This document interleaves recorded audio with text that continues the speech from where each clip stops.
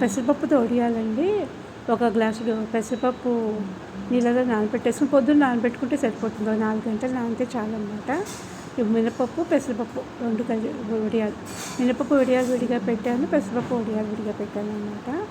అందులో జీలకర్ర, ఉప్పు, ఇంగువ వేసేసి పెట్టేయడం అన్నమాట. ఇవి చాలా గుల్లగా వస్తాయండి. బయట కొనుక్కున్న వడియాల్లాగా గట్టిగా ఉండవు అన్నమాట, గుల్లగా ఉంటాయి. ఇలా పెట్టేసుకుంటే సాయంత్రానికల్లా ఎండిపోతాయండి. నక్షత్రాలలాగా చిన్న చిన్న స్టార్స్ లాగా పెట్టుకోవడం అన్నమాట.